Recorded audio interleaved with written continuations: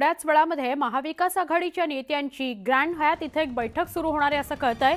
काल राज्याच्या विधानसभा निवडणुकीसाठी मतदान पार पडलं। मतदान प्रक्रिया पार पडताच महाविकास आघाडी ॲक्शन मोडवर आलेली आहे। पुढच्या रणनीती करता महाविकास आघाडीचे नेते एकत्र चर्चा करणार आहेत। आमच्या प्रतिनिधी प्रणाली कापसेंना विचारूया। प्रणाली, आपण मगाशीही म्हणत होतो की आता जोरदार घडामोडी सुरू झाल्यात। मतदानाची टक्केवारी फक्त आली आहे, अजून 2 दिवस आहेत, निकाल लागायचा आहे, काय सांगाल?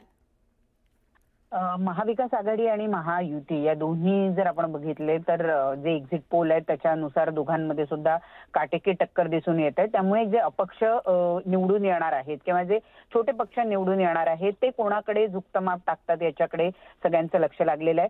त्याचबरोबर आपल्या पक्षातले जे बंडखोर उभे राहिलेले आहेत, आपण बघितलं की बंडखोरीने यावेळेला सगळ्याच पक्षांना ग्रासलेलं होतं। त्यामुळे काँग्रेसचे बंडखोर असतील किंवा उद्धव बाळासाहेब ठाकरे पक्षाचे बंडखोर असतील किंवा राष्ट्रवादी शरदचंद्र पवार पक्षाचे बंडखोर असतील, आपले आपले बंडखोर हे आपल्याकडे कसे पुन्हा इंटॅक्ट करता येतील, याशिवाय जे जे अपक्ष निवडून येण्याची शक्यता वाटते ते आपल्याकडे कसे इंटॅक्ट ठेवता येतील, सोबतच आपल्याच पक्षातले जे निवडून येणारे उमेदवार आहे ते आपल्याकडे कसे ठेवता येईल, या दृष्टीने ही सगळी रणनीती जी आहे ती आखली जाती आहे।